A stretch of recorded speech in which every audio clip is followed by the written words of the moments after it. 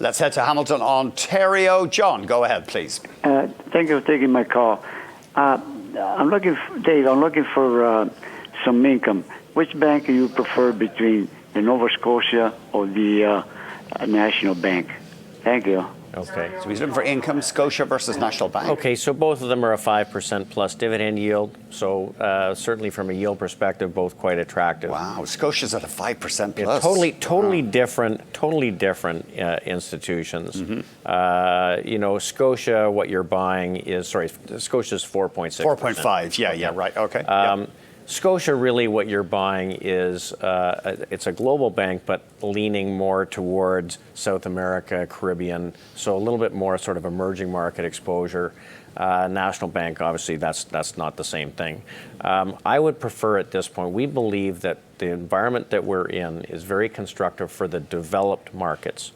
We think it's likely that energy prices are going to remain relatively stable around the cost of production. And that China likely is going to continue to be relatively slow growth, so the demand for products that come from places like South America likely to remain relatively muted for some time. So if that's the case, I would prefer to have more North American exposure. And so given a choice between those two banks, I'd probably choose National. Mm-hmm. Having said that, if I had to pick any Canadian bank, it would probably be Royal, both for their capital markets exposure and for their North American exposure. Okay, I think we're going to have more on Royal very shortly. I just want to remind the viewers that BNN is going to be speaking with the Scotiabank CEO, Brian Porter, live on Tuesday of next week. That's May 31st, during a business day. Well, Arthur standing by in Winnipeg. Arthur, what's your question, please? Thank you for taking my call. Our pleasure. My question is on Royal Bank. If you could give me your long-term view, thank you. Sure. Thank you very much. So, Arthur, from a macro perspective, we are bullish on financials. This group appears to be coming back into a leadership role. Mm-hmm. I think there is some view that if we start to see rates even nudge a little bit higher, this is really positive for the financial services companies, the banks. Royal, with its exposure to capital markets, is in a very good position if markets slowly improve. They've got very strong wealth management business and very good exposure in the U.S. So I think that RBC looks quite good. We own the stock currently. A little bit less, a little lower dividend, just over 4%, but you're going to get some dividend growth. I think it looks quite attractive. I also, though, would encourage you to consider looking at some of the U.S. banks that may have a little bit more leverage purely to the U.S. economy, and we'll talk maybe about one or two of those along the way. But JPM would be one of them. Okay, and just a reminder, you're going to have Brian Porter of Scotiabank coming up on BNN Tuesday of next week, and right now that's scheduled for just after 9 a.m. Eastern Time. Here is a tweet from Responsible Investing. The question, Brookfield Renewable Partners. Hello from the Responsible Investing Club in Comox. Wow, we're getting lots of questions from Comox today. Is BEP-UM the best long-term renewable energy investment? Well, certainly it's a very good one. They've got a broad range of exposures. There's a number of good names in this group, but I have no problem with Brookfield Renewable Partners. Let's head back to Hamilton. Henry, go ahead. Good afternoon. Good afternoon. With the potential rate hikes and Brexits and curious U.S. politics and geopolitical events, perhaps one can understand the bearishness. However, how do you explain the VIX at a 52-week low, somehow reflecting incredible complacency in the market? How do you explain the low VIX? Thank you. So measure of volatility. That's a great question. So the VIX is a measure of volatility, and it's used to price options and other things. I think that this is a very important tell in this market. When you had the market pull back over the last 4 or 5 weeks, volatility did not move at all, or in a very small way.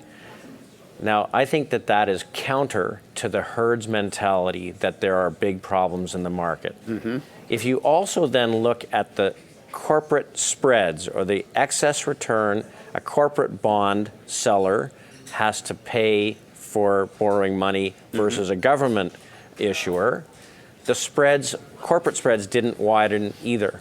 So realistically, I've been short the VIX. In other words, betting that that volatility is going lower. The ETF that you can short or own to buy or sell volatility, VXX, hit a new low today. I think that's very telling. So there are no signs in the market that there are any systemic problems. VIX spikes when it appears there's a systemic problem. It spiked in February of this year. It spiked last summer. It spiked in the fall of 2011, the European debt crisis. Really no response. And so I think that this is a contrarian indicator against the broad market, which is generally bearish. Okay, Richard is in Conception Bay South, Newfoundland. I wish I was there. Sounds beautiful. Go ahead, Richard. Hi, thank you for taking my call. My pleasure. Can I get your take on Fortis, and can I get the street consensus as well, please? You sure could. Thanks. Thanks. So, Richard, we like to talk about key themes. I said earlier, one of the key themes in this market is income replacement, dividend-paying stocks. And so this obviously fits in this camp. Fortis is a wonderful company in that they have raised their dividend consistently forever. And I don't see any sign of that stopping now. The yield is just over 3.8%. You're likely to get pretty steady dividend growth. This is not going to be a rocket ship if market works its way higher. It will probably underperform, but it will have significantly lower volatility and did in the most recent weakness in the market. So I think that for a conservative investor, Fortis is a great holding. And certainly as money slowly works its way from fixed income, government debt, corporate debt, into equities looking for yield replacement, this is going to be one of those companies that's very attractive. And to just touch on one thing on this point. In the 1950s, interest rates stayed between 2 and 3% for 15 years. And over that 15 years, slowly money rotated from bonds, where they couldn't get a return, to stocks. Now, people say consumer staple stocks are expensive at 21 times earnings. Just to make sure people understand, at the end of that boom in dividend stocks, by 1970, the Nifty 50, or the biggest 50 safest dividend payers, traded at 60 to 70 times earnings. Wow.